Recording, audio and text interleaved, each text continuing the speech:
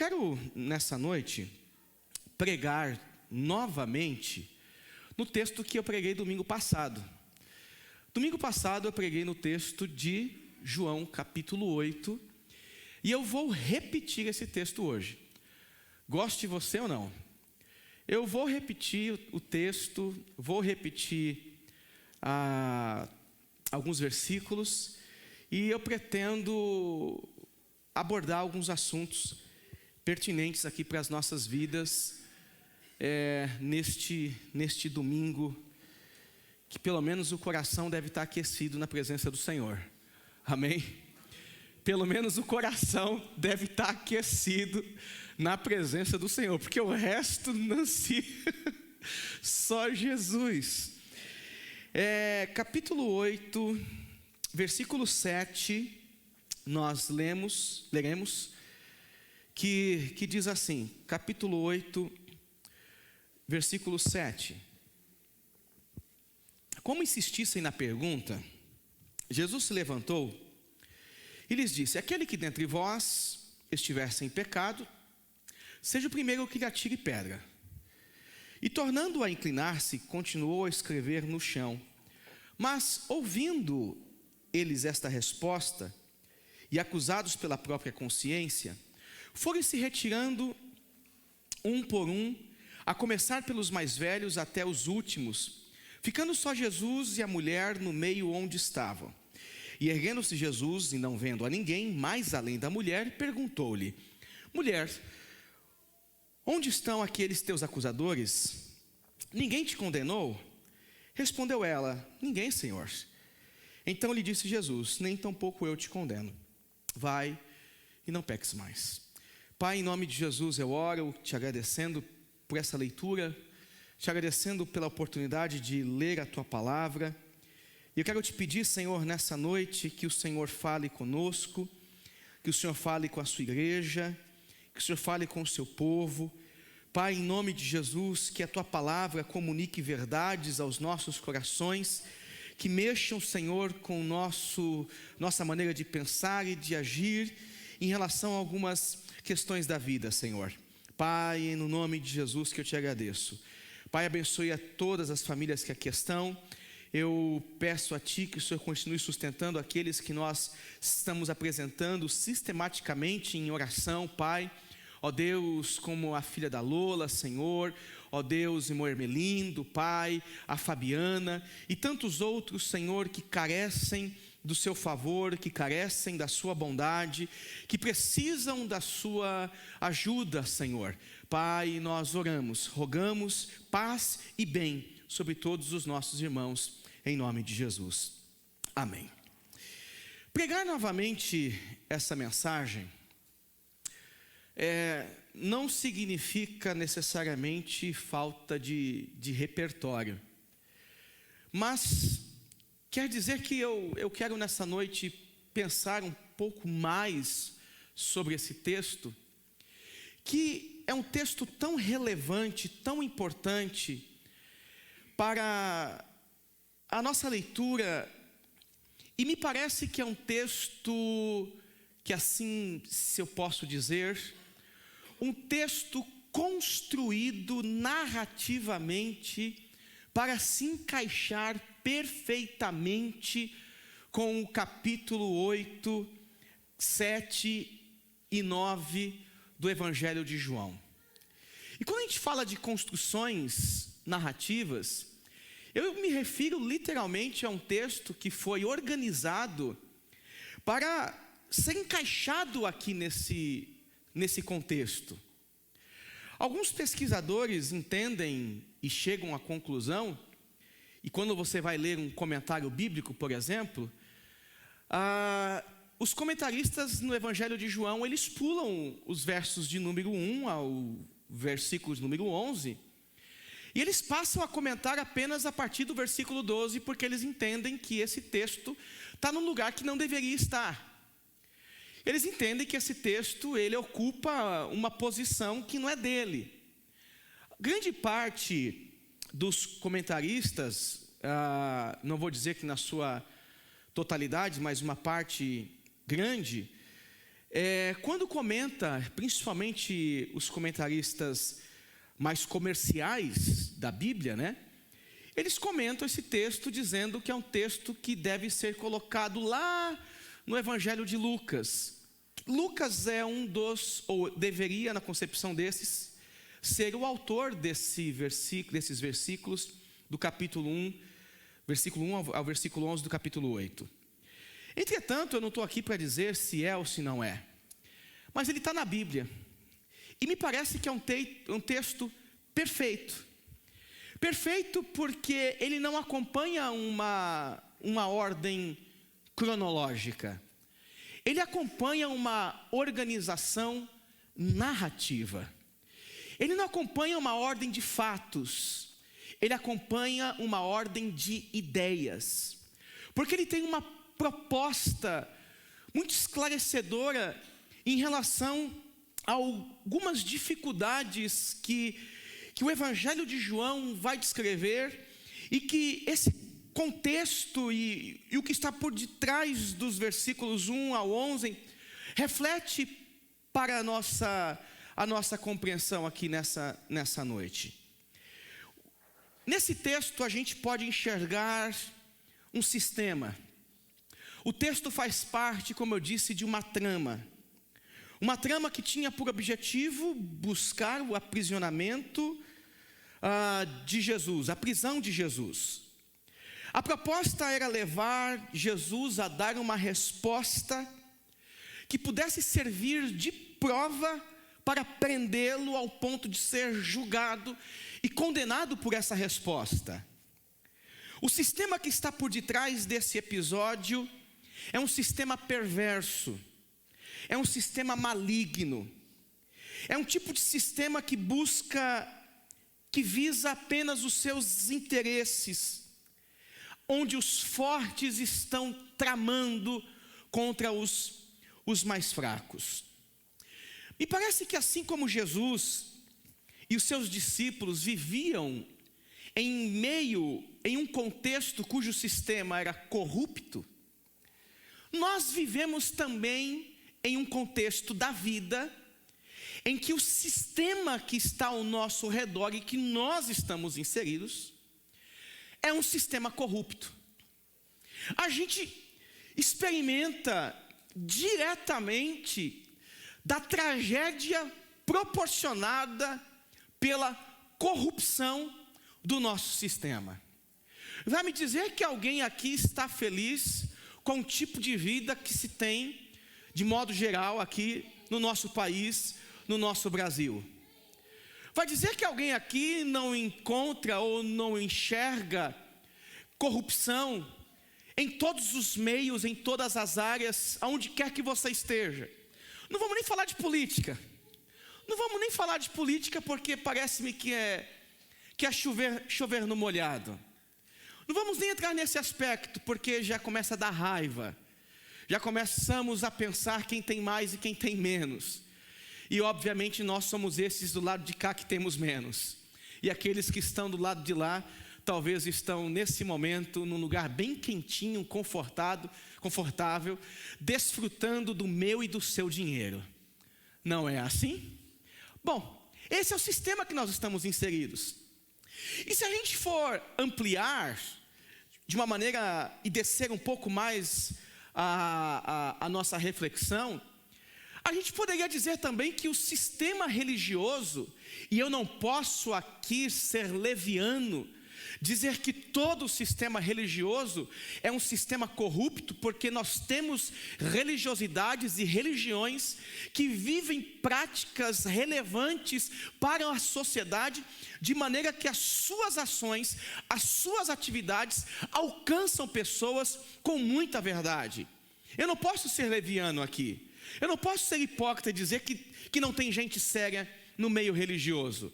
Mas quanto religioso, hipócrita, gente que vive a mentira, sobem nos púlpitos para extrair, para conquistar, para obter, e se necessário for, arrancar à força tudo o que nós temos. Ontem, durante a nossa feijoada, o pessoal estava estava trabalhando e chegou um momento que eu estava aqui na igreja e um casal veio pegar feijoada.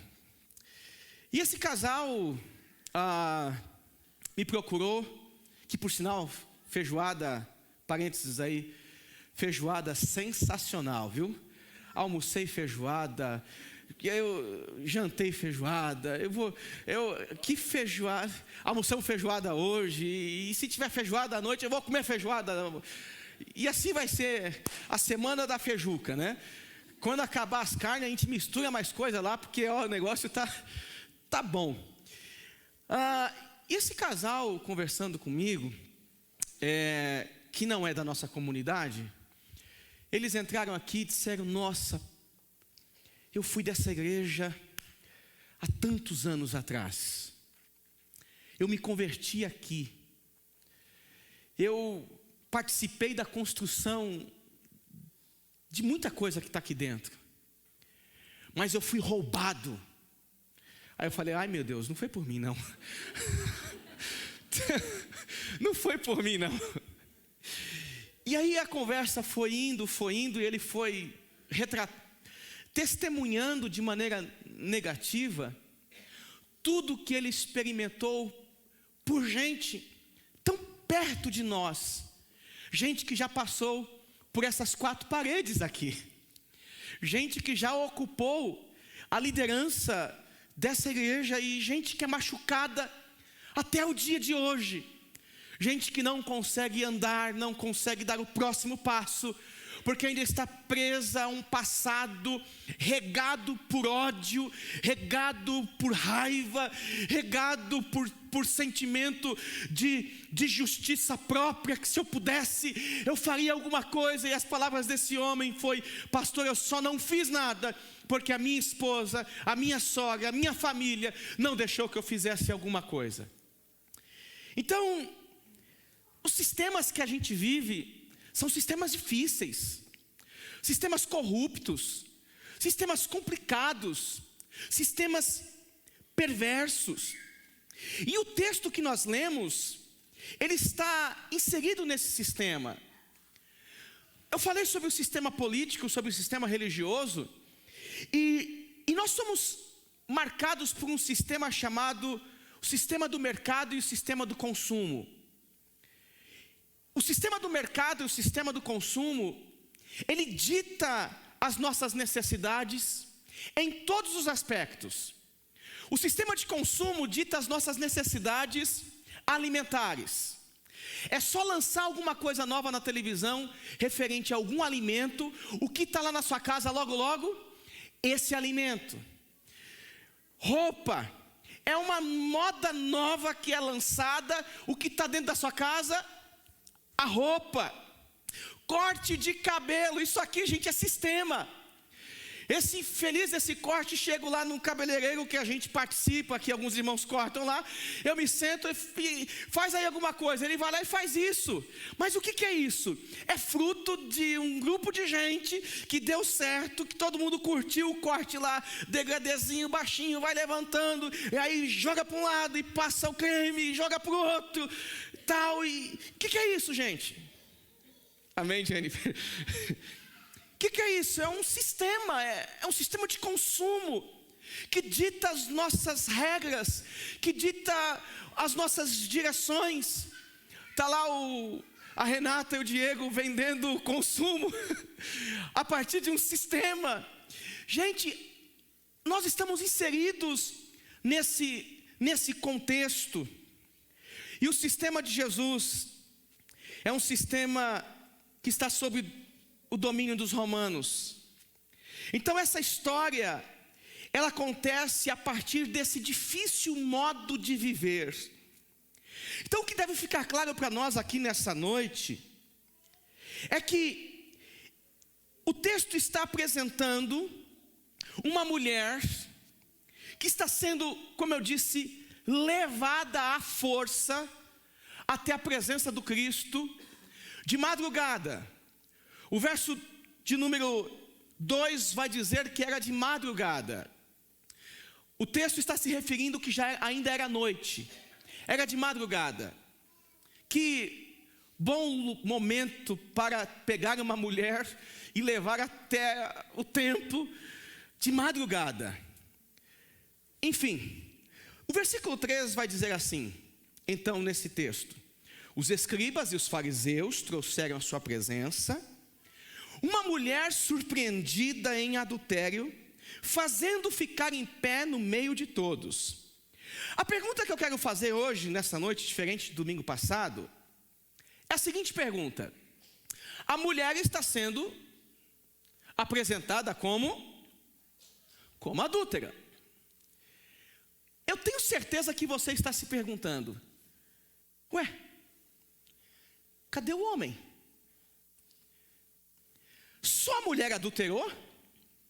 Ela foi pega numa fantasia, num mecanismo imaginário de adultério? Cadê o homem?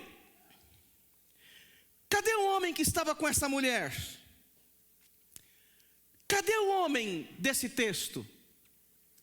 E me parece que no judaísmo, segundo o que eu pouco entendo, os dois deveriam ser levados à presença de Jesus para serem julgados por esse problema que eles estavam vivenciando, por esse pecado que eles estavam vivenciando. Os dois deveriam ser levados à presença de Jesus. Cadê o adúltero? Só tem a adúltera no texto? Cadê o homem adúltero? Digno tanto quanto de condenação, quanto esta mulher em relação à sua atitude. Em relação à sua atitude, cadê o homem do texto? Quando eu me referia a sistemas perversos, é porque justamente esse texto está inserido nesse sistema que é muito perverso. Opa, pega lá. A lei de Moisés, ela diz que o adúltero deve ser apedrejado. Então tem alguns homens, alguns escribas e fariseus, que se reúnem, pegam a mulher no ato e vão até Jesus com a lei de Moisés em riste, dizendo assim: está aqui, ó, pela lei ela morre, pela lei ela é sentenciada. A gente deve se lembrar, meus irmãos, que o que domina nesse texto é o modo de vida ditado pelos romanos. E o sistema romano dizia o seguinte: a mulher tem uma função. Qual é a função da mulher nesse sistema? Honrar o seu marido. Eles estão julgando, vivendo num sistema que é corrupto. O sistema romano diz que a mulher deve honrar o seu marido. Por que ela deve honrar o seu marido? Ela deve honrar o seu marido porque ela é propriedade do marido. Dessa forma, ela precisa demonstrar honra dentro de sua casa. Então, o que vale nesse sistema é a honra. Só que para os romanos, pouco importa se o homem caiu com a mulher, porque o importante é que o homem demonstre a sua virilidade. Para o romano, o importante é que o cara chegue junto e mande ver. Para o romano, o importante é que o cara chegue junto e não retroceda. Vá em frente, cumpra com seu papel. Quem tinha que se orientar era a mulher. Ela é propriedade de alguém. Quem tinha que se orientar era a mulher. Ela pertence a alguém, ela que tem que honrar o marido. Eu, por sua vez, eu sou romano. Então, esses homens estão inseridos neste conluio, nesse sistema maligno. E eles então pegam a lei de Moisés para pegar essa mulher e utilizam a regra romana para julgar o casal. A mulher a gente leva até Jesus com o pensamento da lei. Porém, a gente precisa ficar bem aqui na sociedade.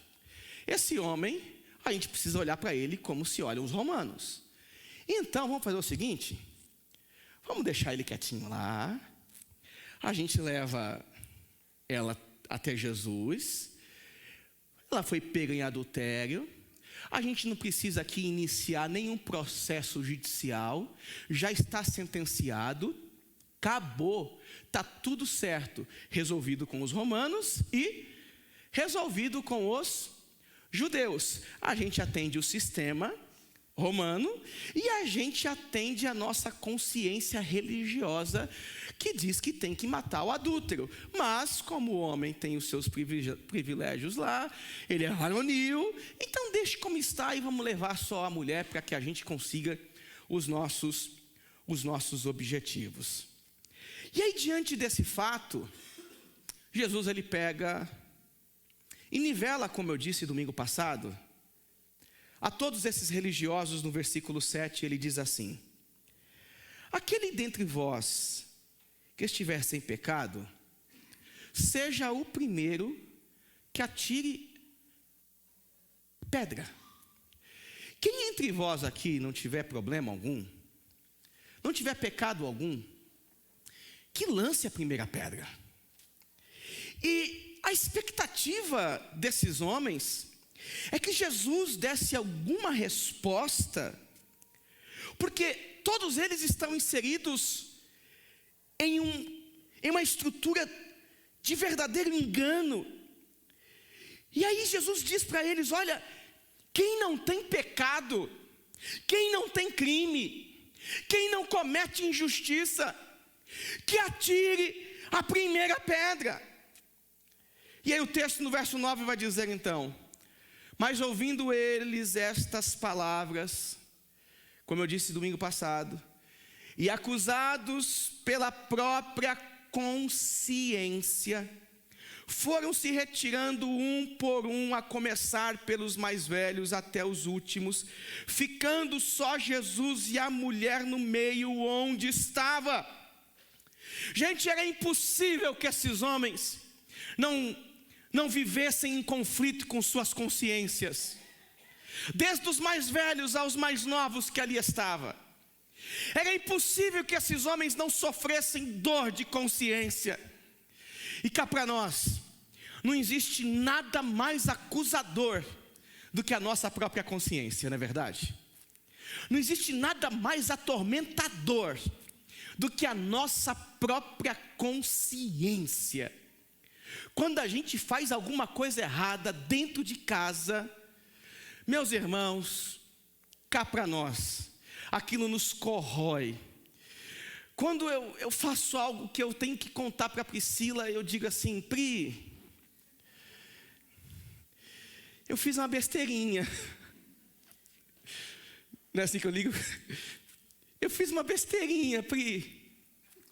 E ela já diz assim: fala. Mas não é aquele fala no tom da Branca de Neve.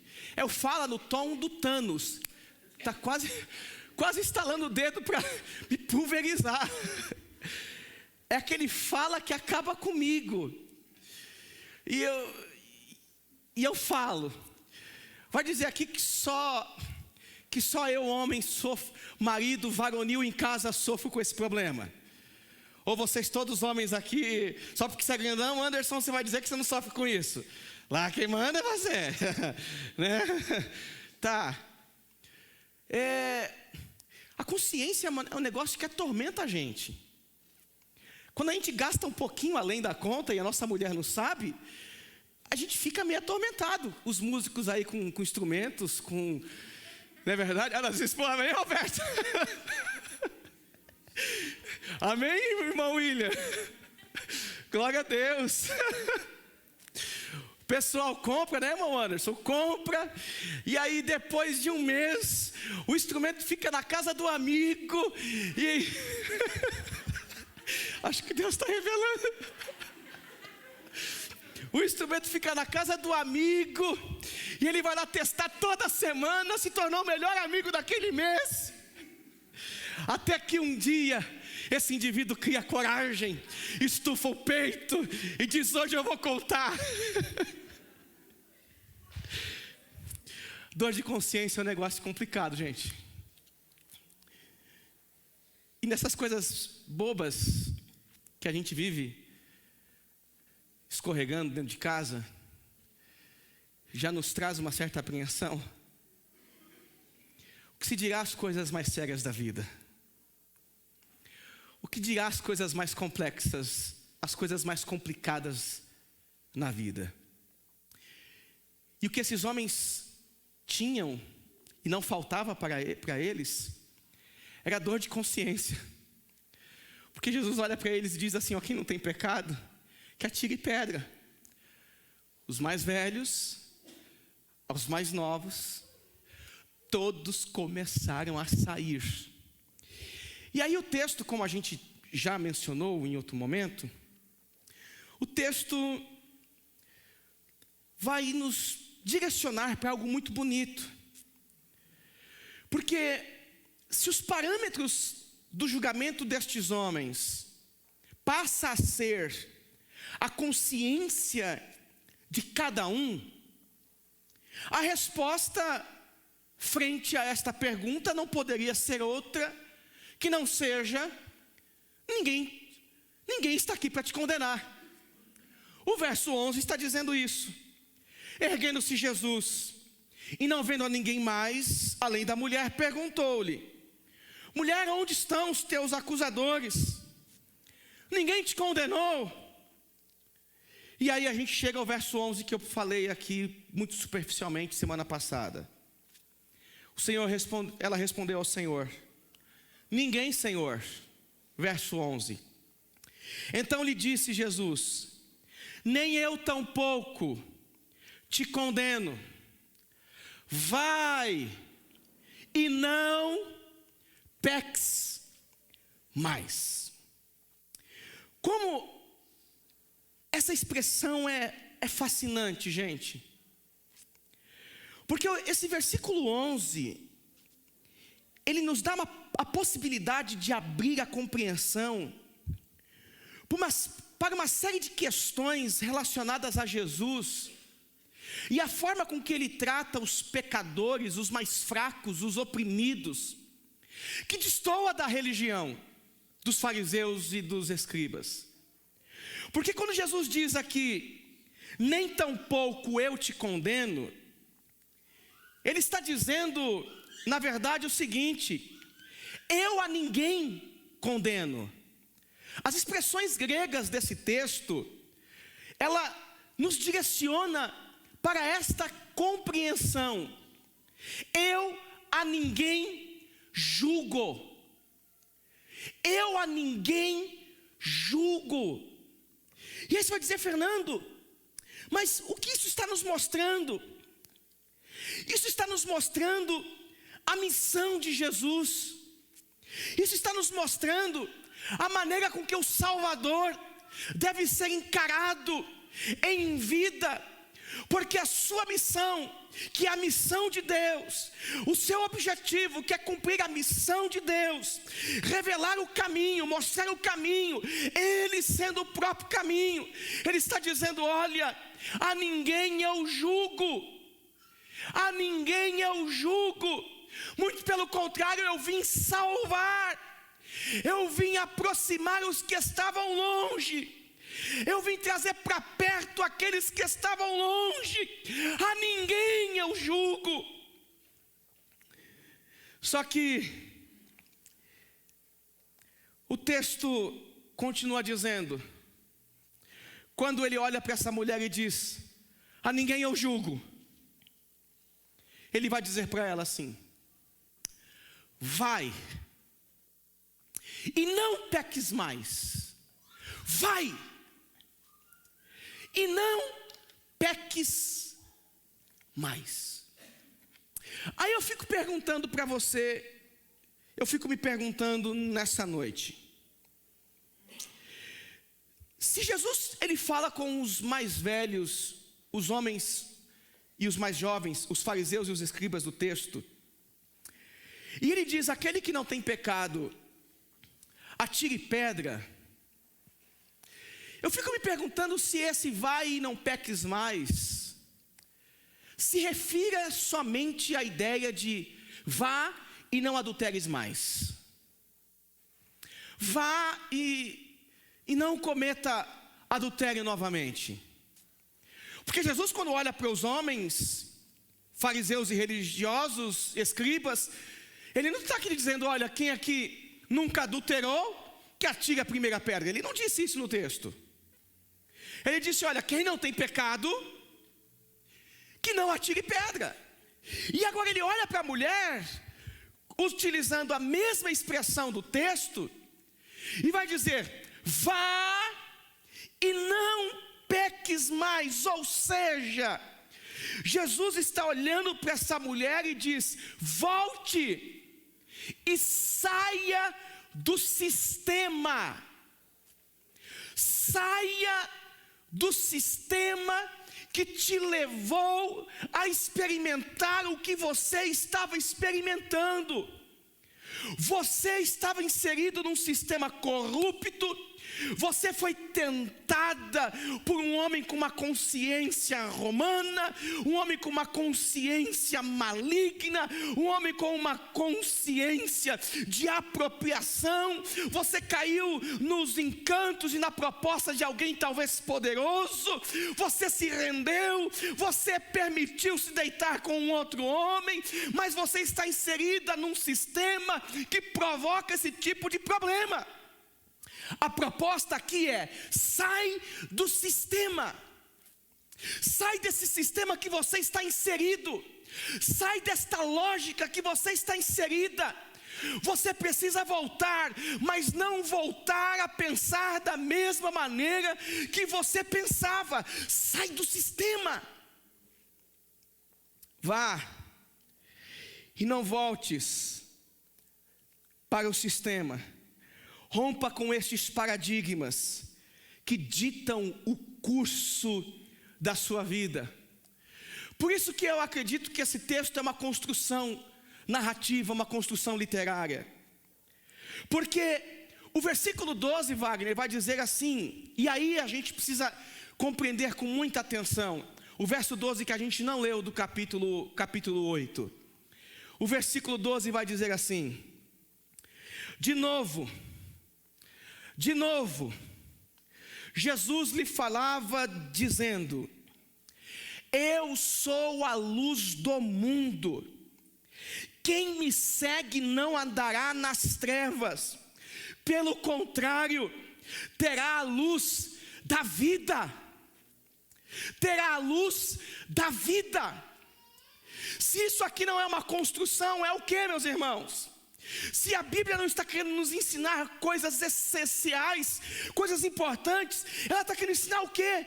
Porque vir para a luz, sair das trevas, eu preciso entender que trevas é tudo aquilo que desconstrói a vida, tudo aquilo que deprecia, destrói a vida como um todo. Então Jesus está dizendo, sai desse sistema, mas como?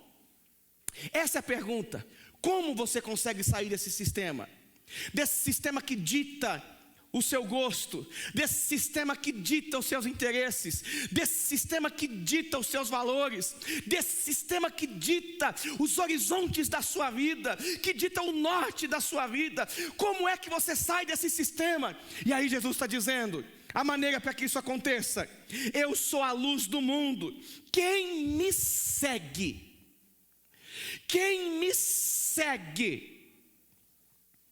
não andarás nas trevas, pelo contrário, terá a luz da vida. A luz da vida. A única maneira de você ir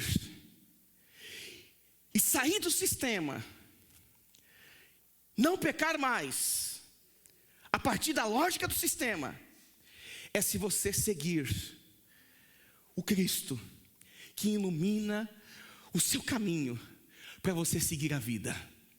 Não existe outra maneira, não existe outra forma de você conseguir avançar na vida se não for por meio do Cristo que ilumina o seu caminho, que é a luz da vida. Então esse texto me surpreendeu, porque essa sequência que que João vai apresentar, me parece que ela destaca um contraste entre trevas e luz. E todo episódio mencionado no Evangelho de João, todo episódio relacionado a trevas é alguma coisa negativa. Esse momento, esse texto aqui, está dizendo que uma mulher foi levada até a presença de Jesus quando ainda era noite, de madrugada, trevas. Diante das trevas existia o quê? Um conluio. Para quê? Prender Jesus. Quando Jesus é traído, essa traição acontece em que momento? Nas trevas. Jesus está lá no Getsêmani com seus amigos, com seus irmãos, com os discípulos. Era que momento do dia? Noite, trevas. Então tudo que está relacionado ao Evangelho de João, que apresenta a expressão trevas, você pode olhar que o seu contexto tem a ver com dificuldade. E tudo que está relacionado com luz, com dia, tem a ver com solução, envolvendo sempre a pessoa do Cristo. Então o texto está mostrando que a única maneira desta mulher sair das trevas, sair do sistema em que ela está inserida, é entendendo que por meio do Cristo ela pode atingir tal resultado. Meus irmãos, e aí você avança no texto e chega no versículo 15 do capítulo 8. E o texto vai dizer assim: vós julgais segundo a carne. Aí no versículo 15 ele diz: eu a ninguém julgo. Eu a ninguém julgo. Vocês julgam a partir desse sistema, a partir destas leis. Não é minha função. A ninguém eu julgo. A ninguém eu julgo. Não é por essa lógica que eu condeno. Quer dizer, que Deus condena. Não é por essa lógica que o julgamento acontece. Vai chegar o dia que todos vão ser julgados. Vai chegar o dia que todos serão julgados.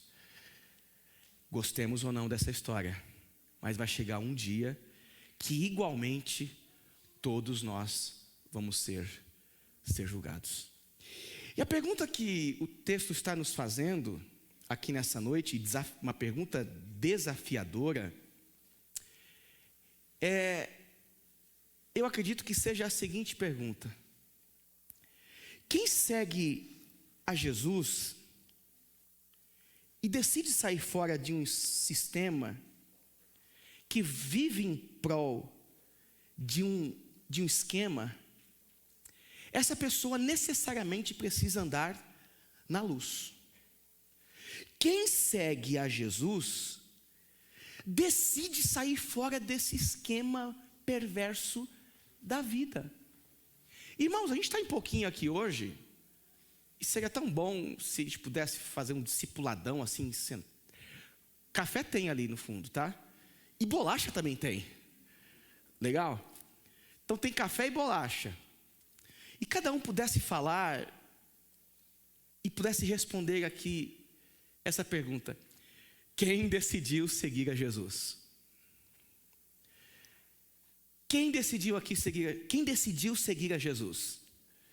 Aí você, como um bom cristão, levantaria a mão assim, ó. Aí eu, como estou na condução do discipulado, emendaria uma outra pergunta. Quem faz discipulado comigo sabe que é bem assim, né? Emendaria uma outra pergunta. Tá, mas em que esquema que você está envolvido que você não consegue sair? Quais são os esquemas da vida que você está envolvido e você não consegue sair? Quais são os sistemas perversos que você está envolvido e você não quer sair? Porque se eu estou em Cristo e eu o sigo, e Ele é a luz, o caminho pelo qual eu sigo, e eu ainda estou inserido em sistemas malignos, eu continuo na direção do Cristo? Ou eu estou que nem aqueles homens que, ouvindo Jesus falar, quem não tem pecado atire a primeira pedra, e vai tudo para casa, porque não estão dispostos a mudar de vida. Se eu estou seguindo o Cristo, eu preciso andar na luz. Vai e não peques mais, vai e saia do sistema. Como fica a minha vida, gente, diante de tudo isto? Eu vivo num esquema de mentira ainda? Ah, pastor, quem não, né? Quem não? Quem não? O problema é quem só vive por esse esquema. Quem só vive por esses padrões. Padrões que desvalorizam a vida. Padrões que desvalorizam a família. Padrões que desvalorizam amigos. Padrões egoístas. Padrões pouco comunitários. Eu vou usar a expressão que um certo amigo herege utilizou aqui no telefone comigo acho que na quinta-feira. Esse amigo disse assim: poxa, Fernando, a feijoada tem um senso de santa ceia. Foi mais ou menos isso que ele disse, né? Estou parafraseando. Tem um senso de santa ceia tão magnífico, porque esse grupo de mulheres e alguns homens trabalharam esses dias todos. Que comunhão sensacional foi essa? Quantas risadas não aconteceram entre vocês, mulheres, que trabalharam aqui, Nana? Entre os homens que fizeram café, acho que eles ajudaram em alguma coisa, né? Isso não é um padrão comunitário? Um senso de comunidade? Gente, me parece que a gente vive num sistema de religiosidade que ser amigo de pessoas é correr riscos. Ou não é? Todo mundo pessimista. Todo mundo pessimista em relação ao outro. Ih, chegou aqui com esse chapéuzinho, barbinha. Homem da bossa nova. Do gueto. Puxa vida. Deixa eu me afastar, porque olha, malandragem deve vir ali, né? Gente, que senso de comunidade que nós temos. A gente sempre fica, sabe, Fábio, na segunda com as pessoas. A gente tem aquele conceito que eu acho pouco cristão. Antes que me prove do contrário, todo mundo é culpado. Eu preciso ficar atento a todo mundo. O Anderson e a Gilmara chegando na igreja, e logo vão me trair. Logo vão, sabe? E quem é aquele rapazinho lá no fundo da igreja, na porta, um quase ex-gordinho? Sabe? Meu Deus do céu. Sei não, hein? A gente sempre fica na segunda com as pessoas. Essa é a nossa consciência cristã, gente? Essa é a nossa consciência cristã? Esse é o esquema e o sistema que a gente vive, que todo mundo é ruim e ninguém presta. Todo mundo é hipócrita e só eu sou o santo. Deus só recebe a minha oração, o meu louvor, né, Euquias? Deus recebe só meu culto. E aí as pessoas ficam procurando o lugar ideal para se congregar.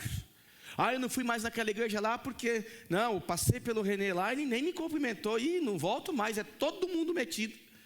Todo mundo. O Sebastião, então, misericórdia. Corintiano. Sabe, gente, que senso de comunidade é essa que a gente tem? Que sistema maligno que a gente deixou ser corrompido por ele? E a gente vai sendo engodado, sabe, Pio? Sendo engodado, sendo envolvido nesse sistema. E quando a gente menos espera, a gente se torna em gente fria, gente gelada, gente que não quer relacionamento com ninguém, que não quer calor humano. Quanto mais distante das pessoas, melhor.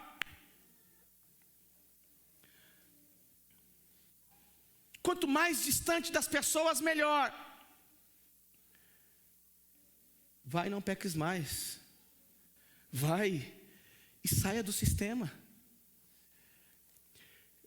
E quando Jesus continua a sua exposição, ele vai dizer, gente, né, se alguém me segue, não andará em trevas. Pelo contrário, terá a luz da vida. Terá a luz da vida. E aqui eu quero encerrar dizendo a todos vocês, irmãos e irmãs, busquemos como comunidade, como igreja, esse espírito, esse sentimento, essa consciência. Não a consciência de quem primeiro julga, para depois falar, nossa, quebrei a cara porque aquela pessoa é tão legal. Não é assim? Não é assim? Quebrei a cara, olhei lá poxa, Beth lá, puxa vida, olhei para ela, nem quis falar com ela, casada com o Eloy lá, o bonitão, como ele diz outro dia, sexy.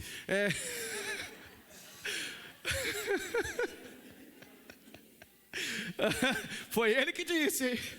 Foi ele que disse.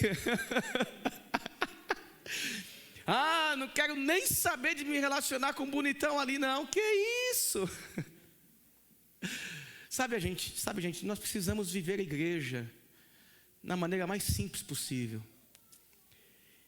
E o modo de viver a igreja começa quando a gente abandona esses esquemas e sistemas da vida, que são cruéis, malignos, profanos, que nos destroem, Denilson, que acabam com a gente, que não deixa a gente ser amigo de mais ninguém, que não deixa a gente ser companheiro de mais ninguém, que faz a gente se fechar em nós mesmos e acabou, né, Bia?